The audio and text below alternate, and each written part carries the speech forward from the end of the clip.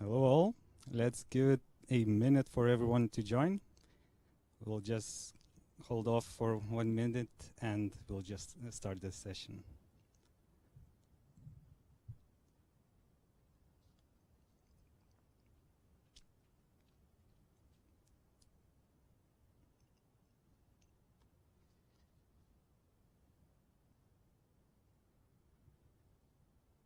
Okay, so I think while the people count is rising, we can actually start the session. So hello all to PM Forum and Bridge pre-conference. And I'm very glad that I'm saying hello not only to my internal colleagues, but external ones as well. And this is because PM Forum in Danske Bank decided to collaborate with Project Management United to bring you this awesome event. And what an event it will be. So thank you so much for joining. And for those who do not know what PM Forum is, it is actually an initiative in Danske Bank that we created in order to bring project management professionals and experts and enthusiasts together to consolidate the knowledge, the expertise and practices we have inside the bank. And for this occasion, we also trying to bring the outside in, because that was one of our objectives, and here we have our lovely colleagues helping us out in doing that. So just before we start the session, I want to inform you that this session will be recorded and shared afterwards through our PM Forum community page, and as well through Project Management United YouTube channel for those that are joining us externally. In addition, we would like to invite you to stay proactive, add your questions to Slido if you're joining us through our internal channels in Teams. And if you're listening in through AirMeet, just put your questions into the chat and we'll be sure to capture those in our panel discussion. So the topic of today, as you all know, is sustainable project management and I guess sustainability in general. Basically, how can we incorporate sustainability in the ways we are working? And actually, today we're not only bringing sustainability, sustainable ways of working, also hybrid ways of working, because we will not only have our live speakers, we will have online speakers and also a recording. Unfortunately, one of the speakers couldn't attend live, so we have the next best thing, a recording. So I'd like to introduce you Audronė, who is a director of the Sustainable Business Association of Lithuania, and her take on sustainability. So let's have that recording now. Good afternoon, dear participants of this event. My topic is sustainability, and I think you know definitely this concept, but at the moment I think it's misused in many, many ways. And I would like to talk about the change what this concept should bring. My name is Audronė Paulauskienė, and I'm representing Sustainable Business Association of Lithuania. I'm also independent expert at national contact point of the organization that represents implementation of OECD guidelines for multinational enterprises in Lithuania. And I have more than 20 years experience of the work with sustainability, actually practicing sustainability in municipalities, in businesses, at the policy level. And also I'm teaching a small course in the Faculty of Communication in Vilnius University as a partnership professor. So I do have some knowledge about theoretical part of the sustainability, and also I do a lot of practical work. Let's talk about sustainability. We know the word, but I think we don't remember the origins of this concept. And though it appeared on the global agenda already at the end of the 20th century, nevertheless, the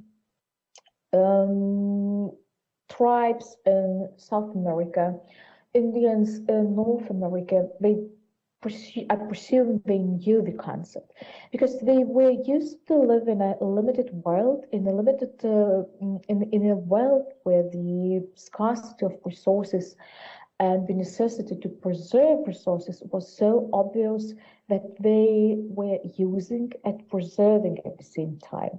The concept itself, it appeared in 90s in the global agenda. It started to be used when Brundtland Commission, when United Nations declared that we have to satisfy our needs in a way so that our grandchildren would be able to satisfy their needs. And this is the original definition of the sustainability as we understand it now.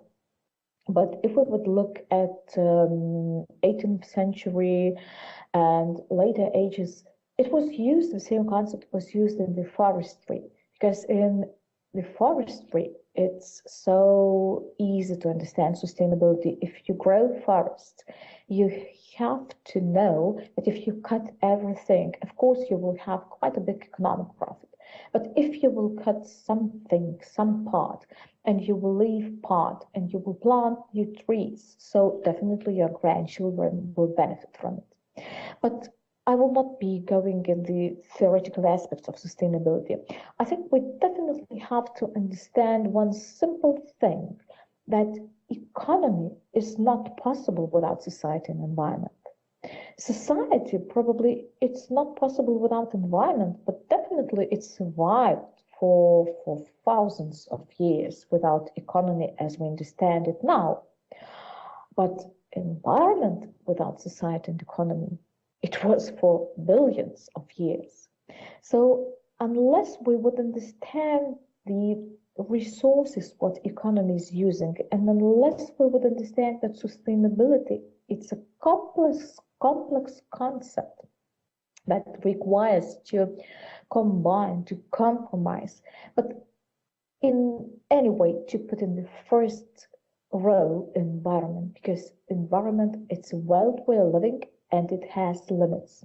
It has limits, and our planet has boundaries. And those boundaries we are overseeing.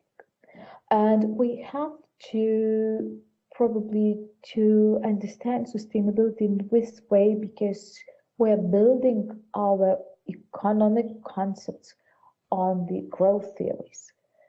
And we imagine that we can grow enormously and we can be bigger, bigger, and bigger. Actually, sustainability, it's not that simple concept. And though in the very, very beginning, the complexity of the sustainability was about that, what are the needs, what future generations will need. Now we understand more and more about that while solving one problem, we're creating the other problems. And one of the examples is, for instance, the energy sector. Of course, we should be using renewable energy. But probably everybody knows that the technologies, what we're using to build the windmills, it's still not recyclable. And we, especially now in a current geopolitical situation, we are thinking about turning back to nuclear power. But we still don't know how to deal with the hazardous waste, radioactive waste that is left after we are using nuclear fuel. And we still don't know how to deal with nuclear minings of the uranium mines, for instance, nuclear raw material. Or the other very simple example of the wicked problems of sustainability, it's biodegradable cup. Probably you understand that it's better than a plastic cup, but we have to know also that biodegradable cup doesn't have a place where it would be able to biodegrade. We don't have special facilities. So while solving one part of the sustainability problem, we're creating the other ones. And especially in the energy sector, it's obvious that it's not only environmental problems, it's also social problems. When we talk about energy poverty concepts, but that's also another big topic. So it's not that easy to solve sustainability problems. And we have also to understand those simple, tiny things that are happening. That, for instance, now when we think that when we're using the virtual environment for communication, that it solves our problems. No, not at all. You can see the numbers, the impact of email usage. So when we're using technologies, it also has a footprint. And another impact of global electronic waste, we are recycling so little. Very few percent of the electronic waste is recycled at the moment. The circular economy is giving for us an enormous challenge, and we have to learn ways of definitely living in another way. Actually, what I want to say with my sentence of wicked sustainability problems is that we have to have system thinking. At the moment, we're solving problems that are interconnected, and if we are solving them in a way that they are single, we are creating the other problems. And system thinking, complex thinking, the wholeness of the world, that's probably one of the solutions to the sustainability problems. And of course, they are now obvious, and it was not only Greta Thunberg who started to talk about it and who raised it.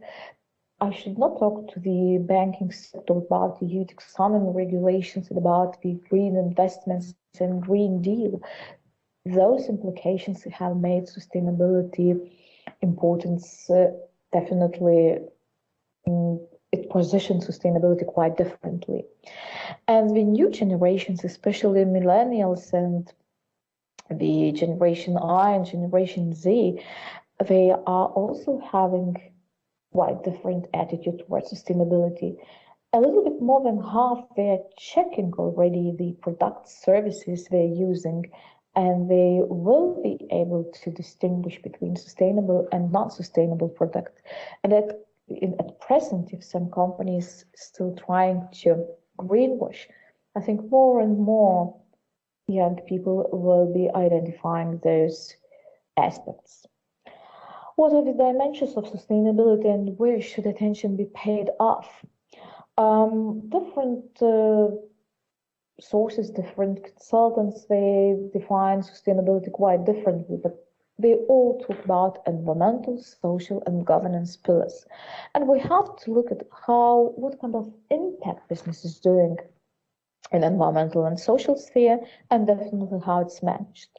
But when looking at so commonly used ESGs, environmental, social, and governance pillars, we have not to forget important things such as like supply chain, customers, innovations, how to measure sustainability, and those aspects are very important.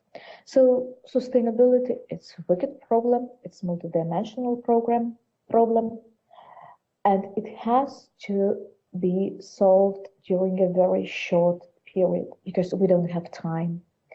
The planetary boundaries are reached, and sustainability is now becoming not only a modern word, but it's becoming a way of living, a way of surviving for the nations, for organizations, and also for people. So what kind of steps we may take and what's important for all of us in corporations and companies, I think it's very important to understand the current situation, where we are, what values do we have.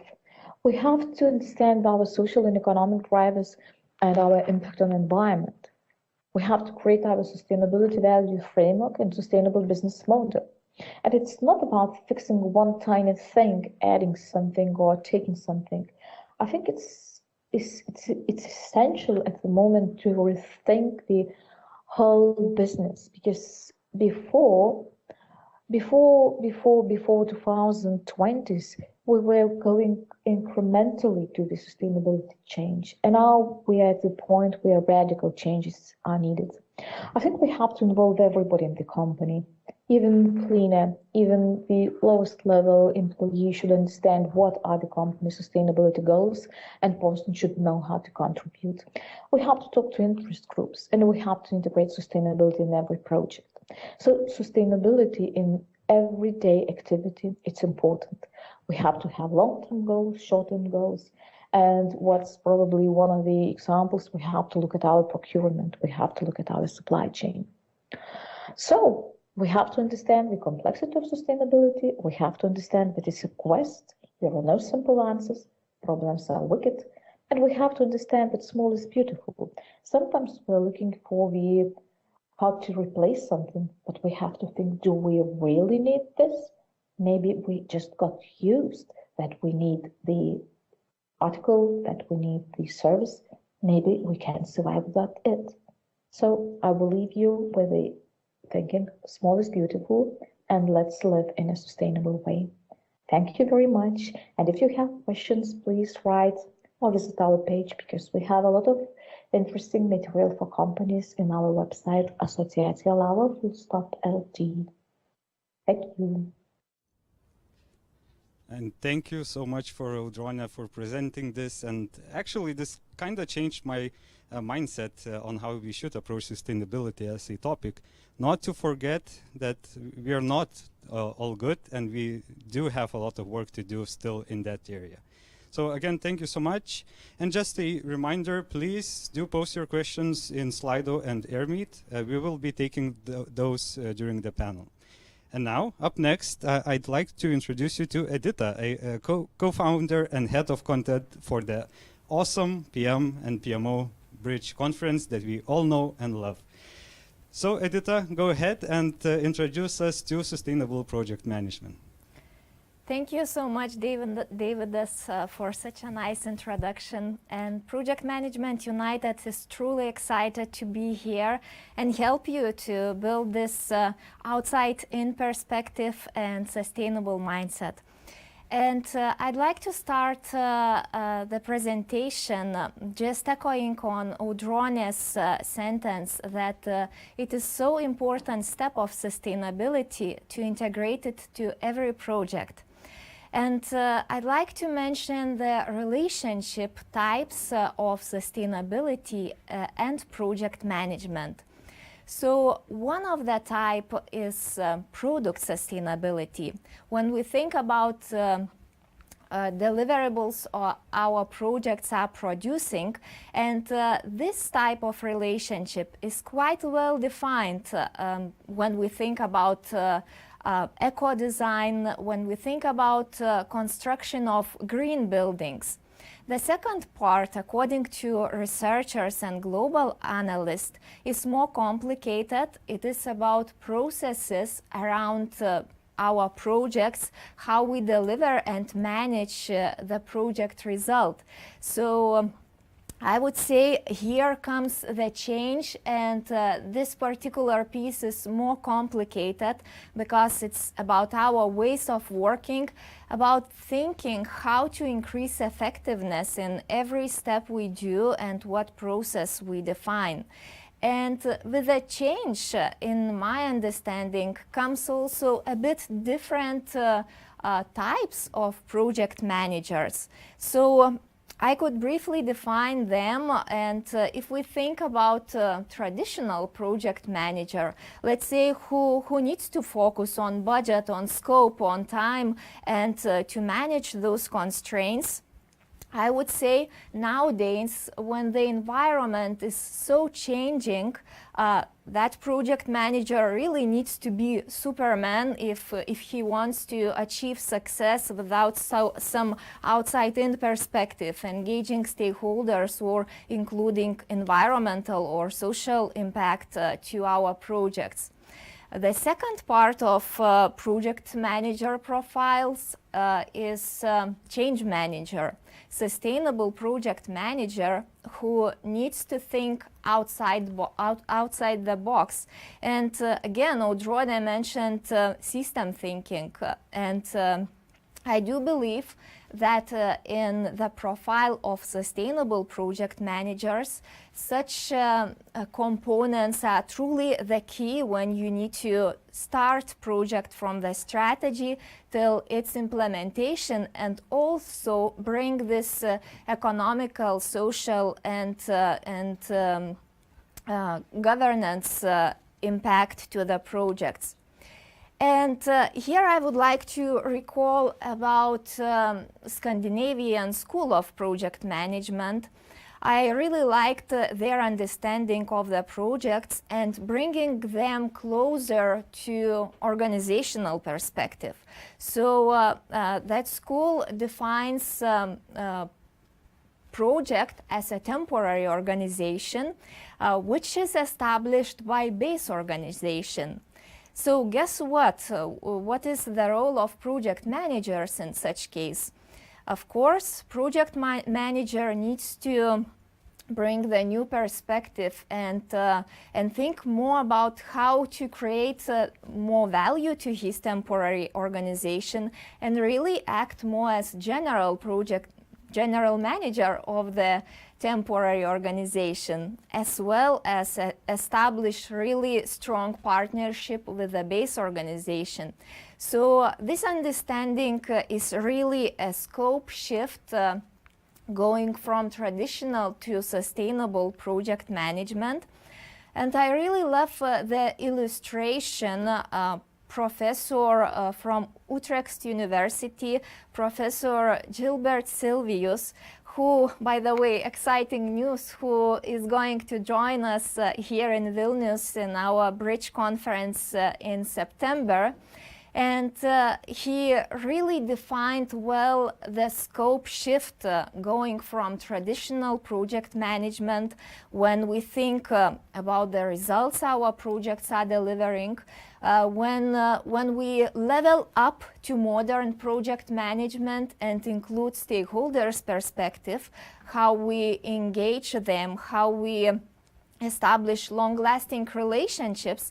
And if you look to the time scale, it's really increasing. And if we go to the highest level, which is sustainable project management, you see the scale in time and stakeholder orientation is growing big.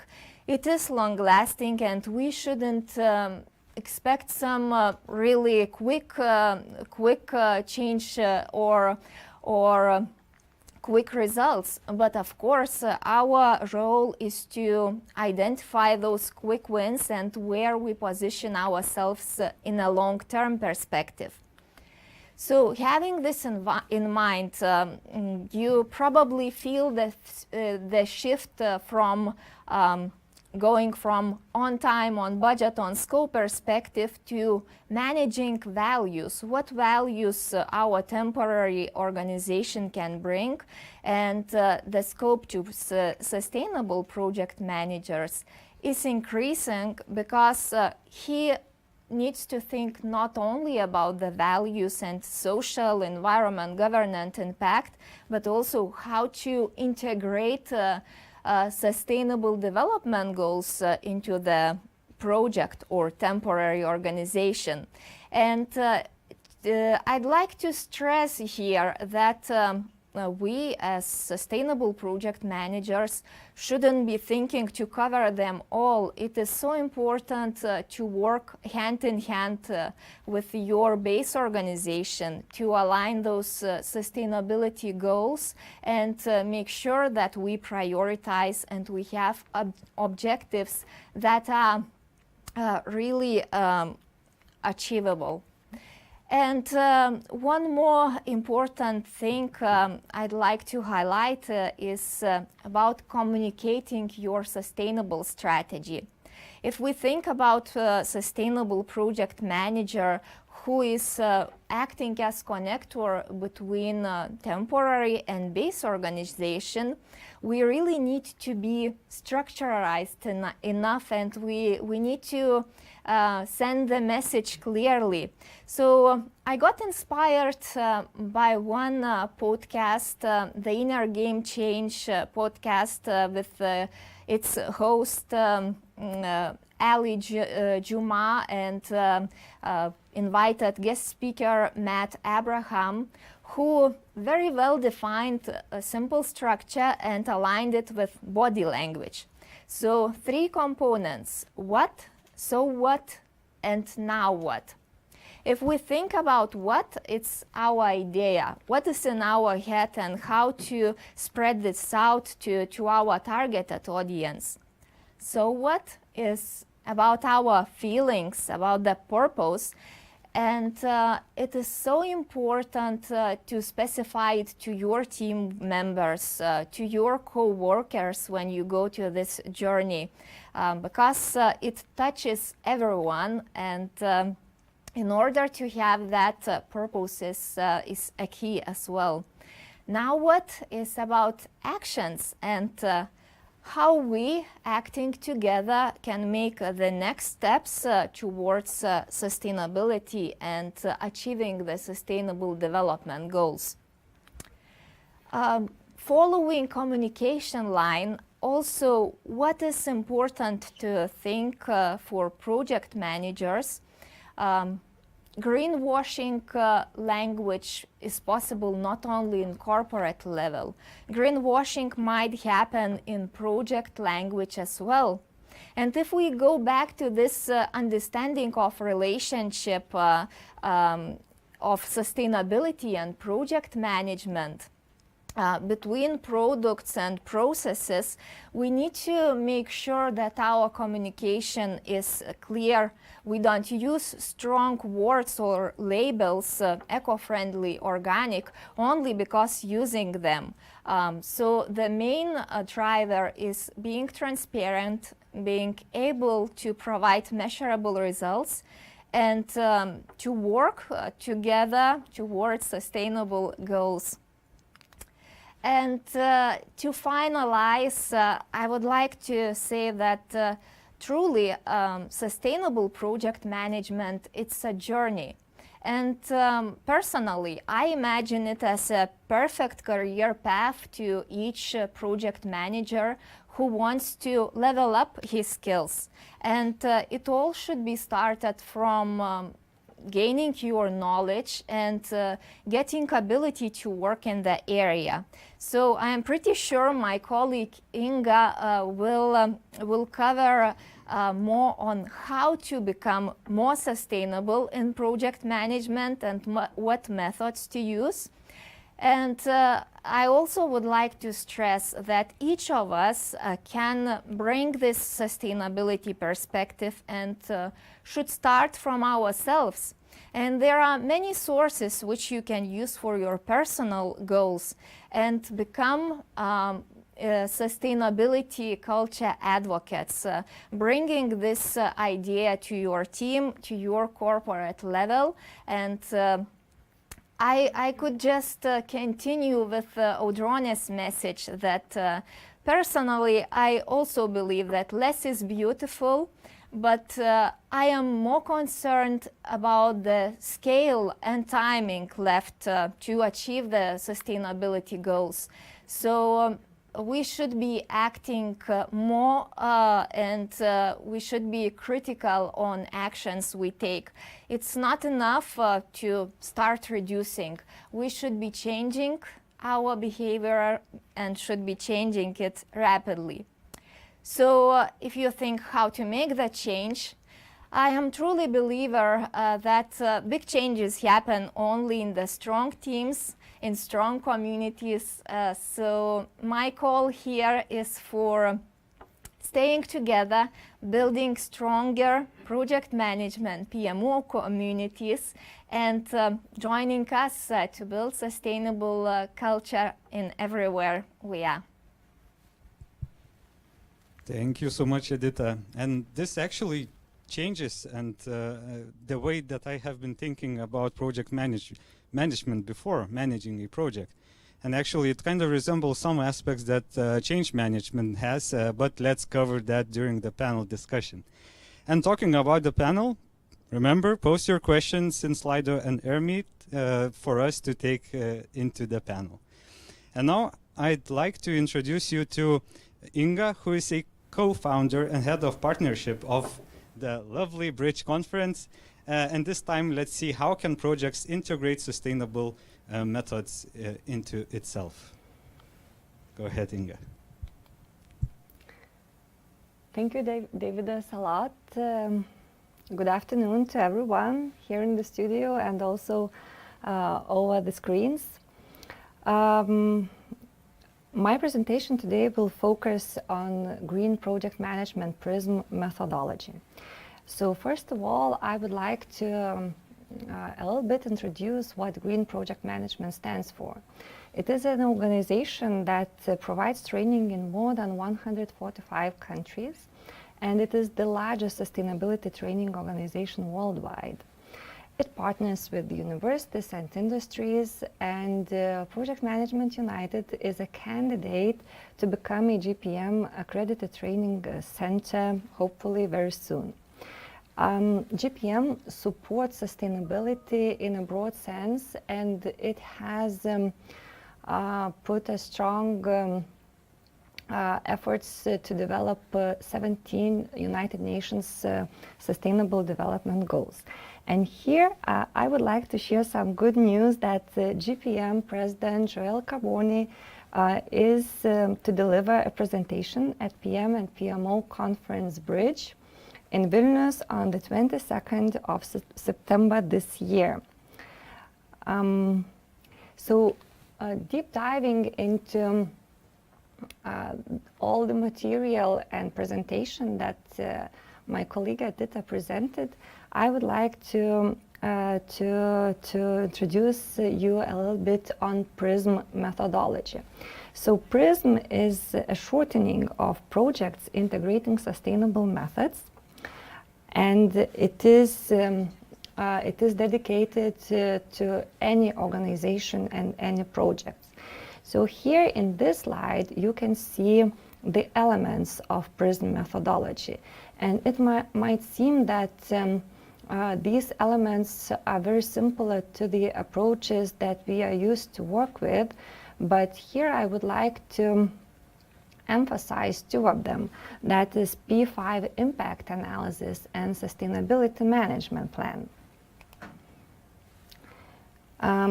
So what does P5 stands for? It is 5 words starting from letter P: people, planet, prosperity, product, and process. And this is a standard for sustainability in project management, which is a standalone document, and it is a summary of steps to decrease negative impact and increase the positive one. It is a tool that is used for portfolios, programs, and projects. And by using this tool, we should link our projects with the Sustainable Development Goals. And it should work as a guidance for us to integrate sustainability into project management. If you would be interested how that standard looks like and what elements it has and how it works, you can go to greenprojectmanagement.org website and download it for free. Now I would like to say a few words about sustainability management plan, which is also one of the elements in sustainable management here. So it has 5 main elements. Key performance indicators are mainly those which are usually set into P5 analysis. Environmental impact assessment, scope exclusions, all the scope that the areas of sustainability impact the scope does not include should be listed. Sustainability risk management. Any differences from standard project management should be identified as sustainability risks. Reviewing and reporting. Here it is important to have the sustainability metrics which would be reported throughout the whole project. PRISM life cycle. PRISM life cycle is built on traditional standard life cycles. It has 5 phases, and here I would like to highlight 2 of them. That is design and delivery, which might be repeated multiple times depending what kind of work you are doing.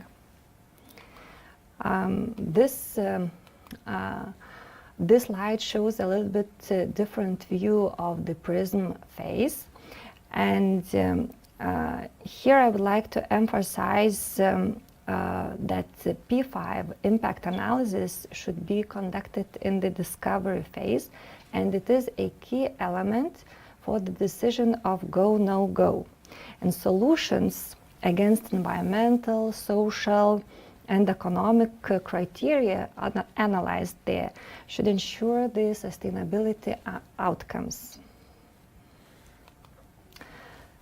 And another picture of a little bit bigger view, how the PRISM life cycle looks like, and you see here the monitor ESG risks. So here, this step, it should be described thoroughly in the sustainable management plan and also derived from P5 analysis. And some other considerations that I would like to point out how sustainable project management differentiates from the traditional one is, for example, stakeholder management. Stakeholders in sustainable project management are rather invited to take part in the project or engaged rather than managed. Sustainable procurement, every sustainable project manager should assure that the criteria for suppliers, for products and services should meet the values and principles of Sustainable Development Goals. One very much interesting element for me is the success factor. In line to our traditional success factors such as costs, scope, and timeline, we should add stakeholder satisfaction as a success factor, and it should be very well aligned with the KPIs of sustainability. Values and sustainability. Of course, only shared values between the organization and its leaders, employees, and stakeholders could be the assurance of the good results of sustainable project management. Effective governance creates bigger value, and sustainability does not go alone without organizational change management. For example, if a project manager can adopt some good practice and knowledge, it doesn't mean that it won't have to overcome some resilience inside the organization. So, for example, adopting ATCAR model should go in line with the sustainability management within the organization. And sometimes it may seem that we talk too much sustainability these days, but I would like to invite you to become a system thinker and in your everyday business and everyday life, and to see that big picture before taking any decisions. You should remember that by August of this year, humans will have consumed everything what the planet can generate. Thank you very much. Thank you so much, Inga. And I think you just added some of the items I haven't considered before into my backlog of things when creating a project. So thank you for that. I'm sure my stakeholders will thank you as well for that thing. So to continue our presentations, just before we do that, actually, again, a reminder, please add your questions to Slido and AirMeet. We will be going into panel mode just after this presentation. And now I'd like to invite my lovely colleague, Aurelia, who's an associate director in Danske Bank, who's working on sustainable finance projects. And fortunately for us, she agreed to share the work she's doing in that area, what is sustainable finance and what is to come for the banks. So, Aurelia, I think you're with us. So go ahead. Yes, thank you. Should I Sure. I flip the slides or? Yeah. Okay, cool. I just want to say really good work with organizing. It's very impressive how these days we can work all together. I'll just share my screen so you can see the presentation. Let me know if there are some issues or something. All good? Yeah, we can see it. Good. Then I'll start with a short intro. The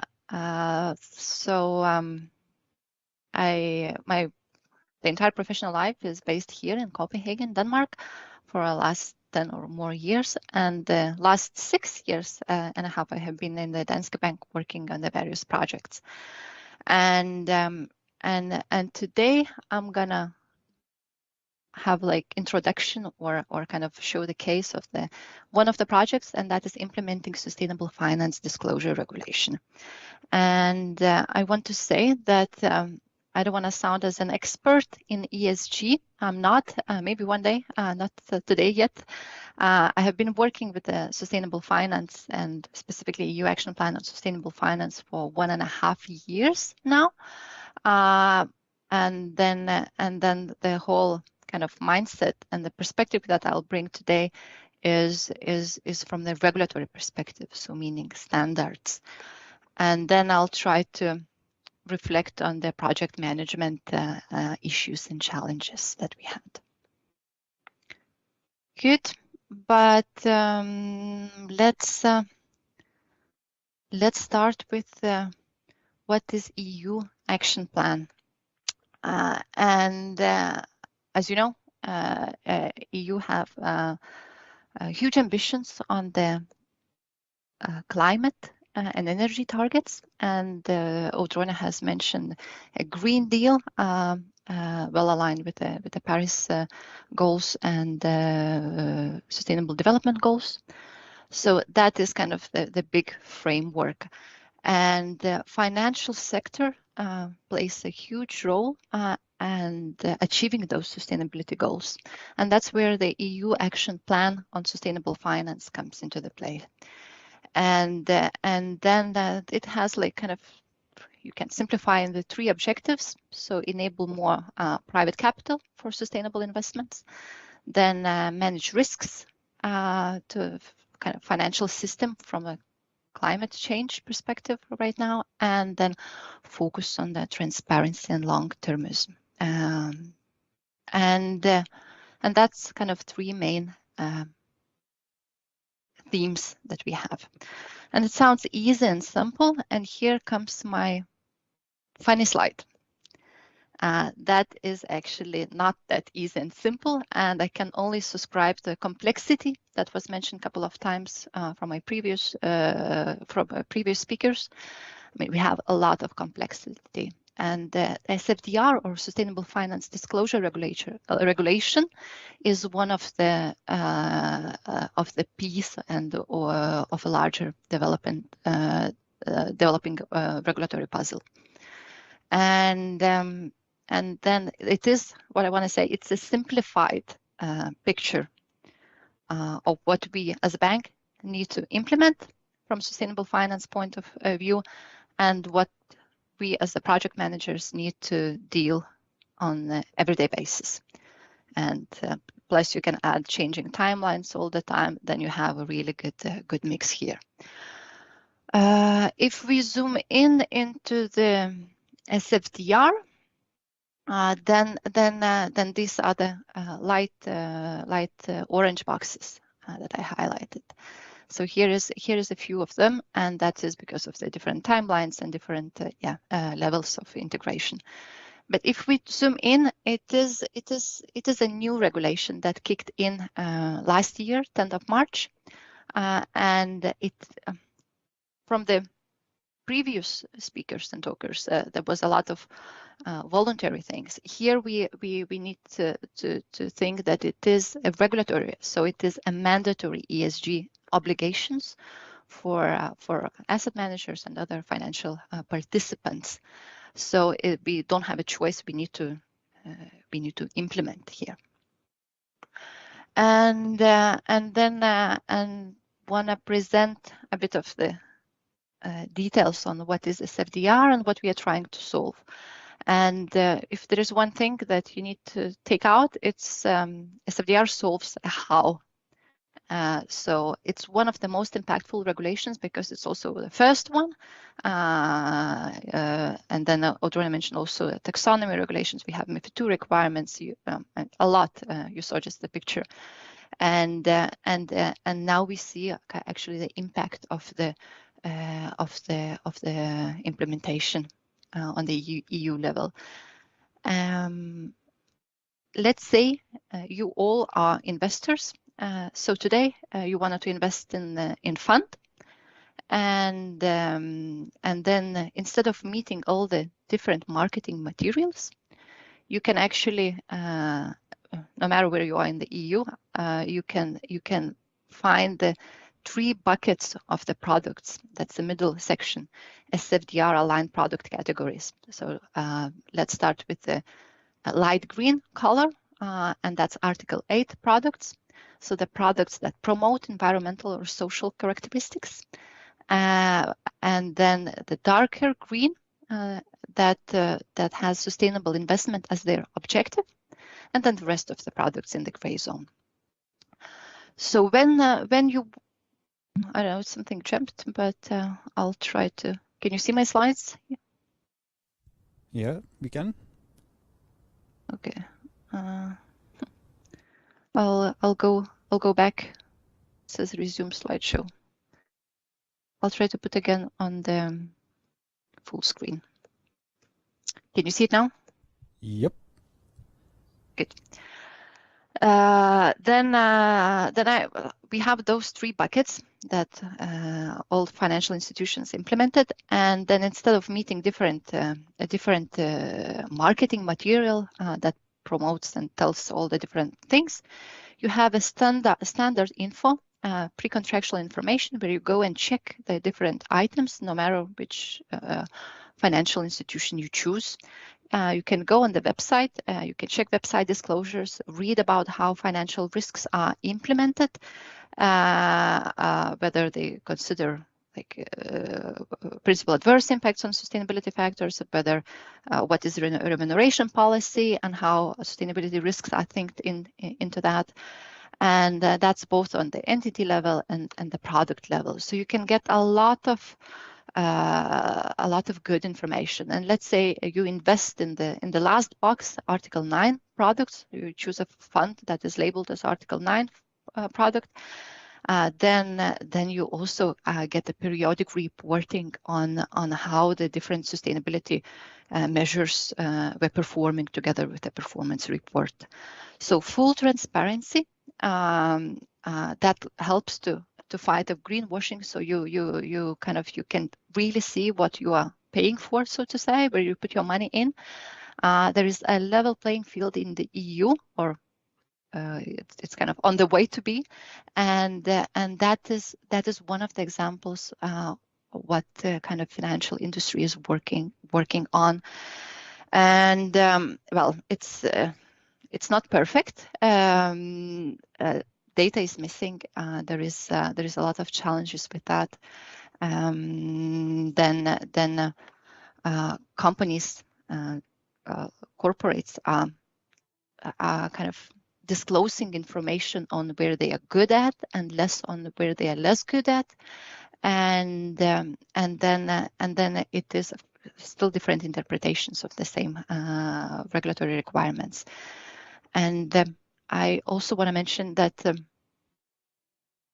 that the complexity of the topic, being environmental, social, and governance dimensions, is kind of wide and hard to start with.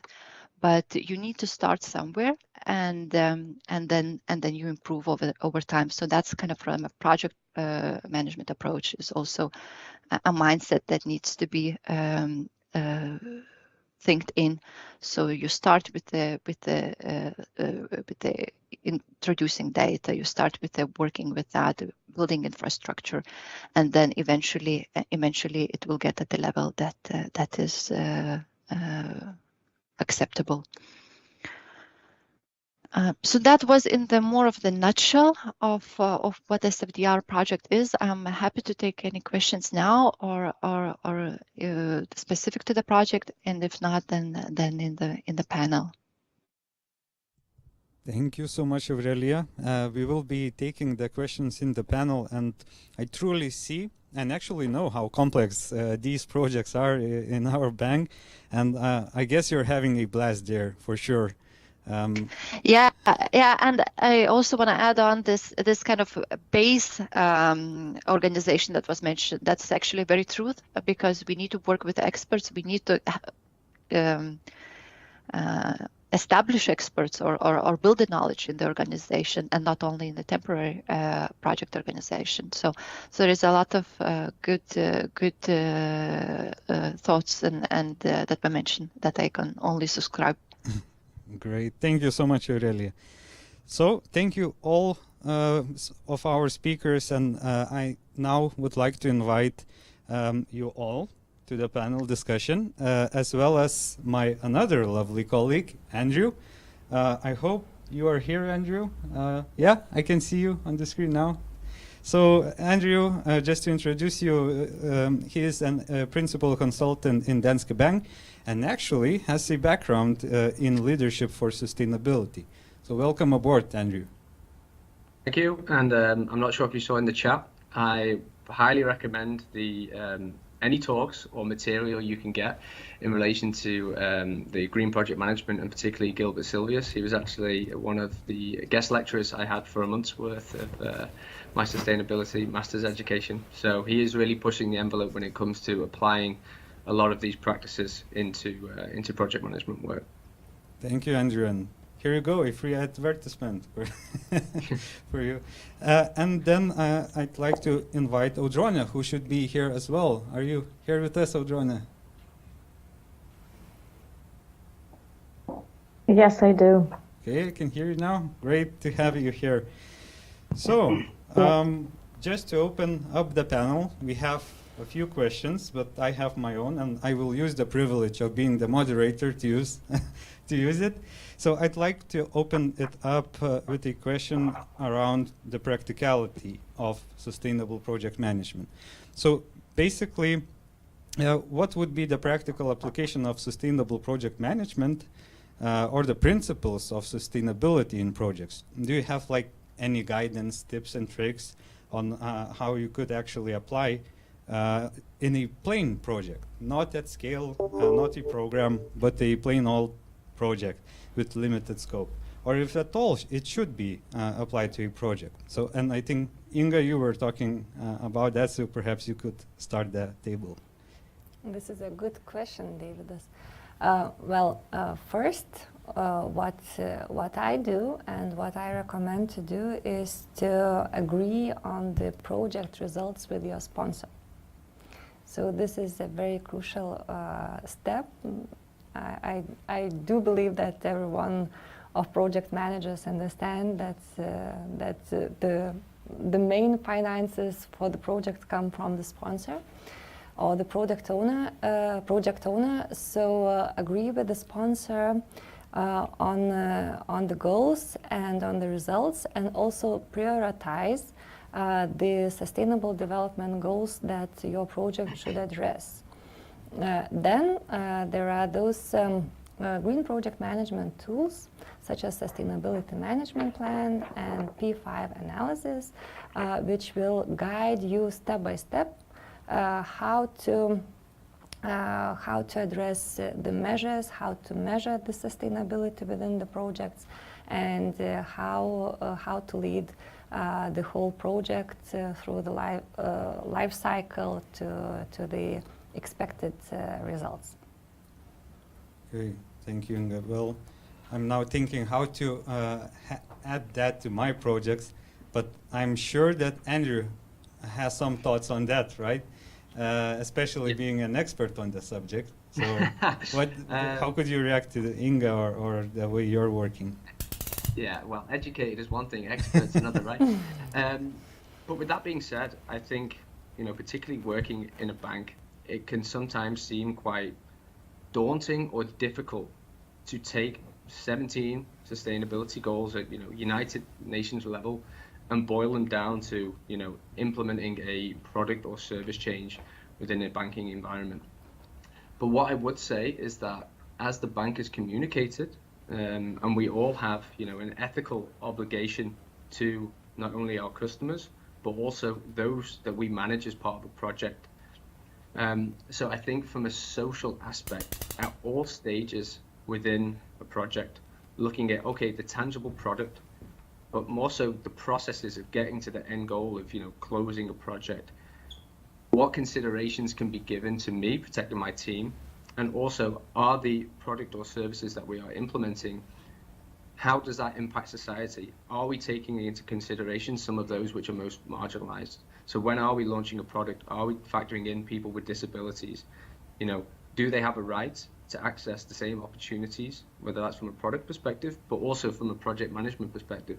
You will have members in your team who will have, competency gaps or opportunities to exploit skill sets that you don't know.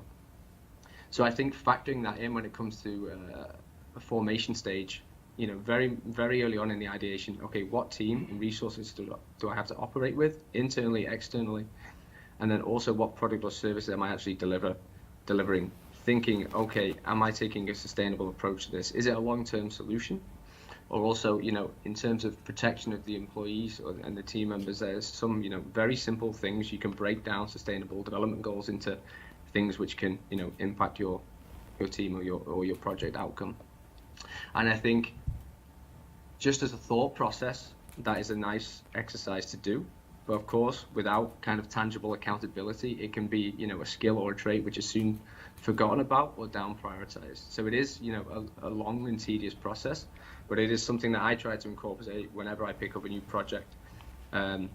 Taking, the 5P aspect, as was alluded to earlier, right? So how do we, approach the process and products, also, the planet, people, and the profitability aspect of things. So there are frameworks that you can apply just into your thinking very, very easily, I would say. Thank you so much, Andrew. And this actually opened up a Pandora's box of questions in my head. But before we move on Aurelia, you're working with actually a project that is aimed at sustainability, right? So do you see a way of incorporating, or perhaps you're already incorporating, that being the subject of the projects, right? For me, it's easy. It's all described in the regulation. I just follow what the EU says, and then I don't need to invent the goal. It's there. No, I'm kidding. Of course, it's a bit different flavor when we talk a regulatory perspective and where is our obligations, and we need. It's written how we need to be transparent. We have a templates on how we need to disclose certain disclosures and elements.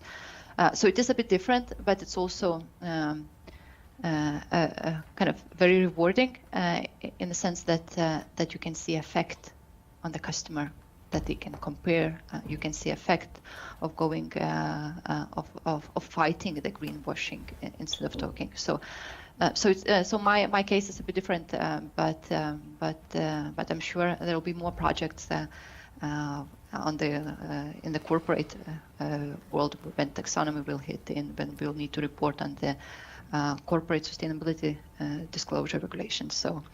So we will all experience in one way or another. Okay, good to hear that. And actually, when talking about the sustainability agenda in the world, in the banking sector or in other businesses, I think, Audrona, you have the best overview of it. Do you see like that these principles that we just discussed during the talks we had and just from the material we have been reading, that these are actually implemented in the projects or the businesses across the Europe? Is there a trend already, or is this something to be worked on still? Thank you for the question. I think as overall sustainability, we're in a process, and you may start from little things, from small projects, and apply sustainability goals to every project. But I think the most successful organizations, they have overall priorities. They have priorities for the whole organization. And then they have priorities, and then they look at their processes, products, projects, everything, and they try to integrate those priority sustainability aspects into it, and that's how it works. I think it's extremely important that everybody would understand sustainability, but at the same time, I think the top level priorities are very important also. There should be balance. So I think definitely we don't have sustainable companies yet, and I think it's not possible to be sustainable. There is no sustainable business in the world. The companies that are most advanced, they're saying we are in the process. So that would be probably my answer. I think just to add to that, I mean, typically the lack of alignment on measurement tools as well has created such a minefield, you can say, of what is truly sustainable and what is not. So, you know, from bribery and corruption and, you know, anti-competitive behavior, there are quite clear legislations in place. Yeah. And, you know, we as a bank follow. But when it comes to things which are, you know, less tangible, harder to measure, particularly on the environmental standpoint or perhaps other aspects of societal impact organizations have, then there still is a lot of room for improvement. And I think lack of understanding or alignment is a root cause of a lot of the problems of countries and companies actually truly being sustainable, because we're comparing apples and oranges in a lot of instances. Yeah. And that also is a practical issue when it comes to applying these principles at a project level. You know, if we don't have the same way of comparing or measuring up, then it becomes very difficult. And this is where, you know, you can get into elements of greenwashing, because it's a tick the box exercise rather than being held accountable and measuring up to something which everybody understands. Yeah. Aurelia, you had your hand raised. Yeah, I totally subscribe what was been said, and also want to add on that it's also quite evident that it's not nice to have anymore, but more must to have. So you can open all the kind of bigger company, and it's rare to find a company that is not considering sustainable development goals or not aligning their plans with the Paris Agreement. So I think it's a kind of huge transition, and now it's just getting to agree about what is the standard, and showing on how specific companies are doing that. So it's not enough only like to raise the concerns, but now customers or clients, they also want to see on how specific steps are taken. And that is on the hardware implementation and execution where project management comes in, and actually that's where real work starts.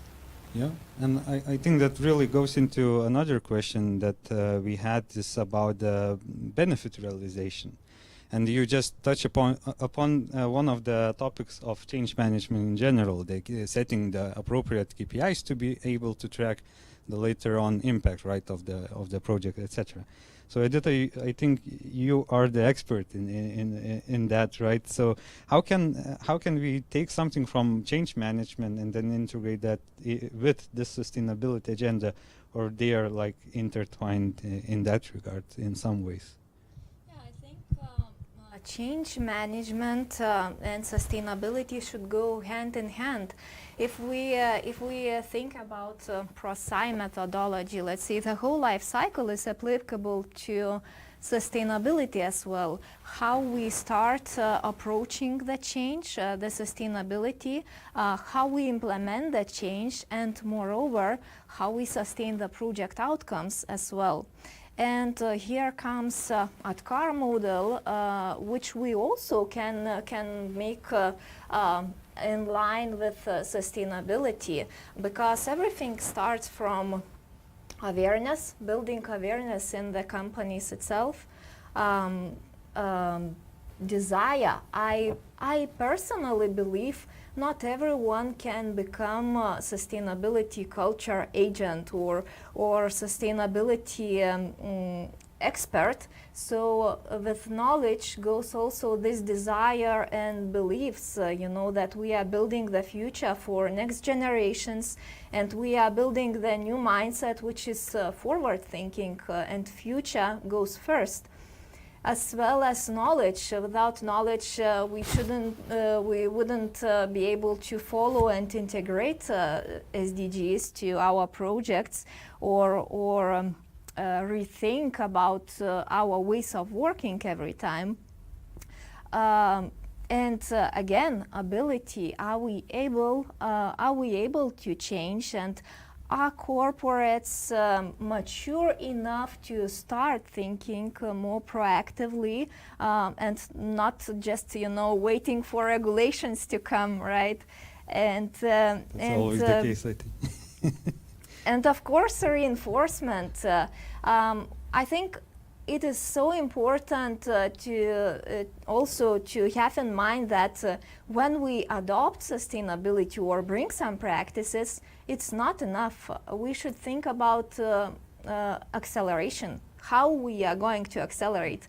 8 years left until 2013, right? And scale is really huge, and time is short. So I think it's change management, and changes usually are not easy. Yeah, for sure. And I think, Audrona, you were raising a hand, right? Yes, just a short comment. Also, I think I definitely agree that we need KPIs and we need to measure sustainability so that we would be sure that we're reaching it. But looking at these schemes, looking at the huge now legal requirements, looking at the nice wordings, ESG, GRI, MMIC, CASB, and we're using so much of metrics, we're using so much of standards, while true sustainability, it's about transformation. And I think this is also, again, we need balance. I'm not saying that we don't need standards, we need to measure. But I'm afraid very much that we will just tick the box, as it was mentioned before. For instance, we have, for a long time, we have legislation on anti-corruption and transparency, isn't it? We do have legislation. And what happens? We're not fulfilling it. Whenever we will fix something with legal instrument, then there are ways how to make it other way around and how to adjust it. So I think it's very good that sustainability finally became a legal instrument, and we will be measuring every single euro or any kind of currency we invest. But at the same time, it's about the deep transformational change and ethical values of people, and of people that make organizations, because organizations cannot be responsible in my mind. They're not alive. They're just what we create in paper, but it's people. So it's about the deep transformation inside. And I think the change should happen, and everybody should understand that this is something very, very important, and let's have priorities and let's do it.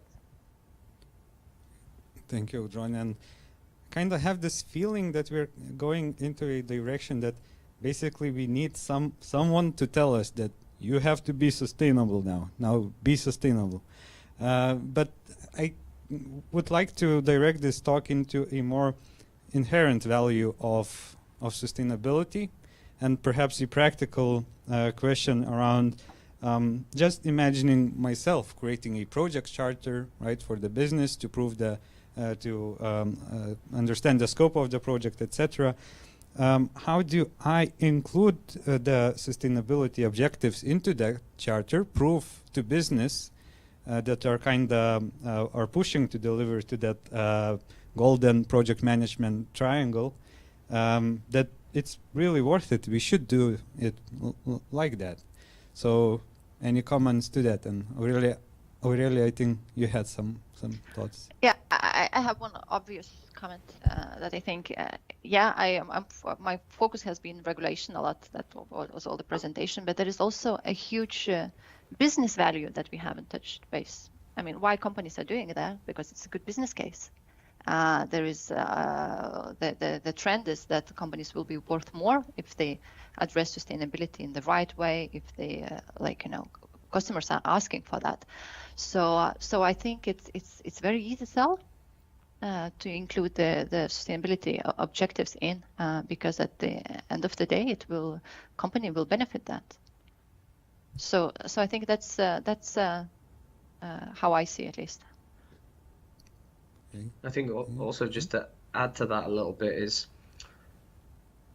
we often make strategies into the future, but when we actually implement projects or actually initiate projects, we're not very good, myself included, I wish it was better at this, right, is evaluating how the project or the deliverable prepares ourselves for the future. So what flexibility does it give us? Are we going to be redoing this project in 2 to 3 years' time? Yeah. Are we taking a more long-term approach? And that can be everything from, a tangible product or service offering, or, an IT development that, from an external vendor. So I think, we do have, yes, bank-wide strategies, etc. But the actual solutions we're developing, we can perhaps do a better job of measuring our preparation for the organization of the future and also the demands of the future. Yes, we may not have the answers to all the questions, but we can at least think that in to our, business case design or solution designs. Yeah, and that's actually a very good point, to keep your project deliveries, your goals, right, reachable, and then actually have them exist in the organization after you implement, not to waste any resources to accomplish that. Audrona, I think you're up. Yeah, just also to add that the golden triangle, time, cost, quality, I think it's very easy to comply with it in project management if the company has goals, has priorities.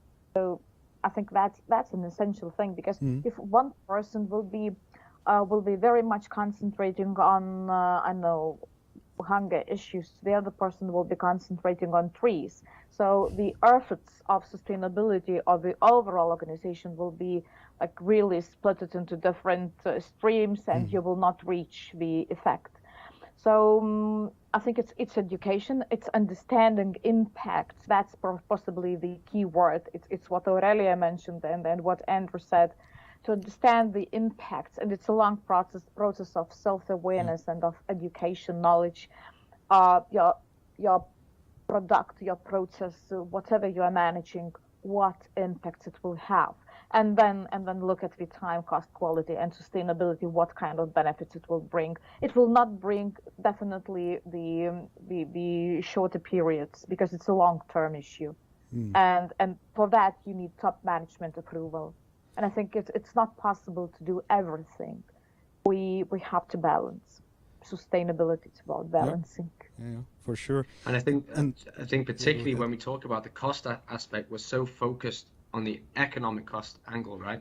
And we don't do perhaps a good enough job of saying, okay, what is the environmental cost in a banking, sense that's perhaps not first, front of mind, but from a social cost, that is definitely a measurement that we could easily implement or think about, right?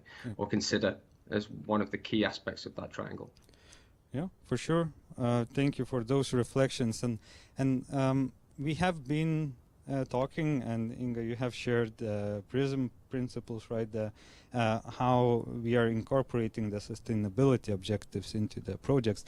But when you do that, does that project change? Do we have to manage it in a different way compared to those that are not using that methodology or having that in mind, what are the key reflections on managing a project that is actually incorporating those principles that we discussed? It does change because you find more confidence in such projects, and you find that the result is not only for the company, for example. The result is absolutely in different scope. It is the creating of good to society or to the employees of the company or the environment itself. So by implementing the project, it doesn't mean that you have to meet the budget line, the time, and the scope. So you create the value, and that value you bring to some broader environment and society. So that's one of the driving forces, I do believe so, in such projects. And in implementing that project, it depends on the methods and the ways of working, how it's in the organization. In small organization, it works in one way. In bigger organization, they might have some more layers in the project management committees that you have to approve your projects and monitor like monthly or weekly, or how it is agreed in every organization. But that's the sustainability part. It adds some additional document, but in the organizational, on the work level, it is some change, but the bigger change it is in the results, in the scope of the results. Yeah. I think how it also, just to echo what Inga said, it also PRISM method helps to start including the impact analysis early and to rethink early. Let's say if we have construction projects, materials which use really matters. And with having this impact analysis, what Inga mentioned, and sustainability aspect, we can change and we can consider, to choose trusted partners, to choose vendors or other relying parties, and help to drive smart solutions, and including the right technologies. Sometimes, let's say, even choosing the right technology can save cost significantly, and we have real customer examples here. Okay. And just that this can be really a value challenging experience, because if you have a project which is good in creating some additional finances or some enhancing the services of the company, and as a project manager you say, well, but the impact is negative, so what shall we do? So that is like a mindset issue as well. Yeah, well, that makes sense, and I'm glad to hear we have good examples of that. We have discussed cost, we have discussed the social factors as well, but I think we haven't discussed time yet. So I think it was mentioned that we have 8 years left, right, to the most part of it. But basically, the question is that we have regulatory deadlines. We have all the push from the business. We have other objectives to be reached, etc. And then we have, of course, sustainability objectives being incorporated into the projects. So how do you actually plan around that? When you have regulatory deadline on one hand, you have all the business needs and requirements in another, and then you have all the additional sustainability objectives that you have to reach in the meantime. Doesn't it prolong the project's lifespan, or you need to incorporate more time to that just to cover all those elements, or how does it go? Yeah. Well, Please. first of all, I guess if you remember, I presented a little bit projects from organizational perspective. And if we think about the project as a temporary organization, I think it is very important and critical in sustainability projects to have all subject matter experts included, and of course consider and plan. You have clear structure how much time you need on each part, and again following sustainability management plan you can adjust, you know, if you need some more time. So I think it's having this a bit open approach, agile way of working, and being open-minded. You know, if I am late, maybe I can partner with someone and do some joint effort, and the end result might be different, but might bring better values for our society and the whole planet. Yeah. Anyone to? Yeah, Aurelia? I have a comment on time, and I think I want to kind of come back to the complexity that we discussed. That it is kind of the problem or the issue with the sustainability, whether it's environmental, social, or governance type of issues, is that it is very wide and complex. It's real life problems, and it takes. If you change one part, it doesn't give you effect. You need to change in the all other, whether it's a value chain or the different department or the different product. So that is of course more time consuming and more hard to implement. So that is what kind of we are finding if you want to do the real change, and then you want to sustain that for a long period of time. So absolutely, the time horizon is just expands, and the resources is also sky high. So that's why it takes so long. So it's not an easy job to do. But good that we have a project models to help us out. That's good thing. On the positive note. Yeah, for sure. Edita? So, yeah, great comments Aurelia made.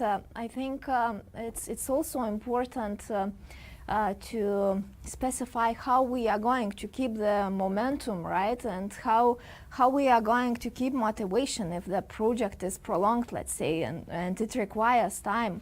So even if the project is long and in a long run we don't expect you know, results quickly, but we can identify some quick wins, you know, the first steps, and what helps us to celebrate and not to stop in this journey, right? And build the mindset around that. Mm-hmm. Yeah, similar to planting trees, I believe, right?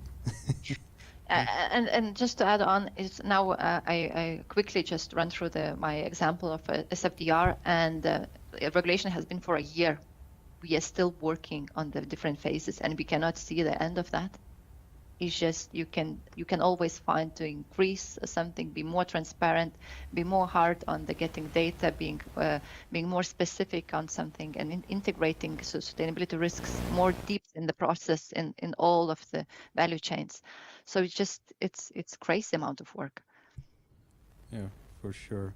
And yeah, we have just a bit time for last questions, and now I'd like to hear your thoughts on banks. So what is the role of banks in the sustainability agenda, actually, as you see it, being experts on sustainability and sustainable businesses? So perhaps, Audrone, any comments to that? Well, I think it's a key role because, well, the main function of the bank is to finance other businesses, and well, it just creates the rules. And I think EU legislation, when it started from the banking, from the financial sector, it's the right way, because this is how you have a snowball effect. And I think I've been expecting that for years, because whenever you talk about sustainability, it's not enough to be sustainable for large corporations. Of course, their footprint is very large, social footprint, ecological footprint, but still they involve a lot of small and medium-sized businesses in the supply chain. And and banking sector setting up the rules, it might create enormous change. Because, well, in principle, if you would look at the best examples of sustainability, so those transformations, they happened even without, well, they were personal projects, I would say. And I think banks will be just an inspiration. The financial disclosures, the taxonomy, it's an inspiration for companies. It's rules, how to do it. It's rules for the game. But to be passionate about that game, well, to be sick with sustainability, to be to understand the long processes and being able to manage short-term projects, that will be people, not banks. So I think banks they are very important, and I hope they're doing very well right now. They are really discussing a lot, and I know that many things are happening, and I think we'll be learning a lot from that process. Let's hope so. Andrew? Yeah, I think you touched on a lot of the points I was going to make, right? So banks have an obligation to serve society, but also protect society. So things like bribery and corruption, as we see persons victim to fraud, and things like the economic crash in 2008, right, due to negligent practices from banks.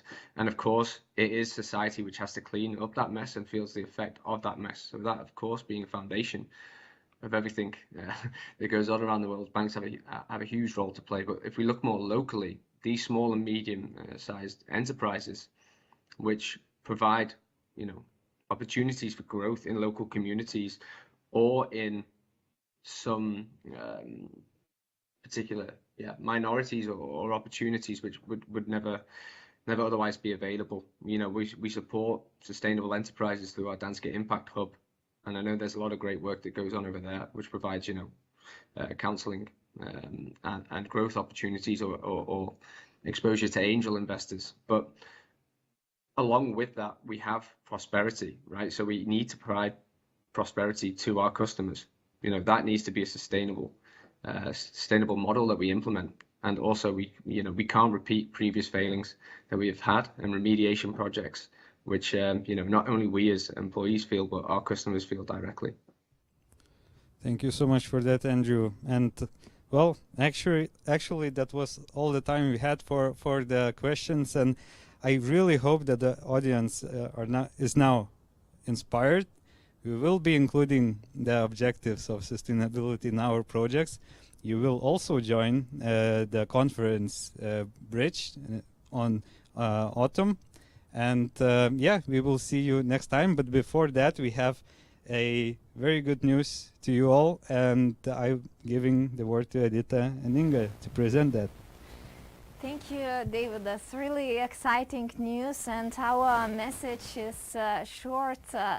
Actually, we are excited that September is coming, and September is very special for us with respect to the upcoming international PM and PMO conference Bridge 2022, and we chose magic date September 22nd because we wanted to have you all, especially participating on site, as we are going to bring international speakers.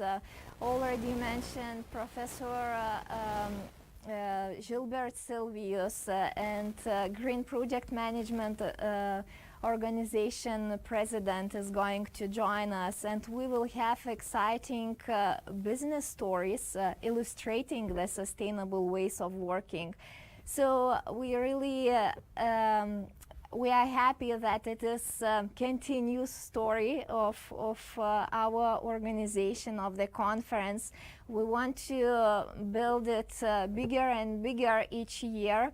And this time, actually, we are introducing some news And together with our partners, I could say our continuous and long-lasting partners, Danske Bank, we are more than happy to welcome everyone who will join us on site in person in the first day of event, September 22nd, to come and join us for site visits on September 23rd. So we dedicate the second day of the conference for more informal networking with Danske Bank, and you will be able to explore this beautiful campus and watch what green technologies the bank has implemented.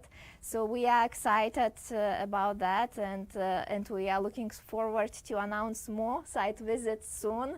And Inga has even more exciting news to share.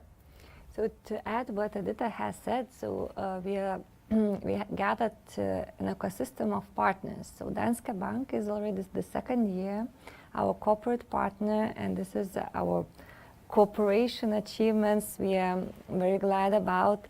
And we have other partners in line with corporate partners. We have academic society, and we have organizations which provide tools and trainings for project managers. So they will be present with their stands. So during not only the conference, but during the break, you will be able to learn some news and to know some methods and tools to improve your daily activities.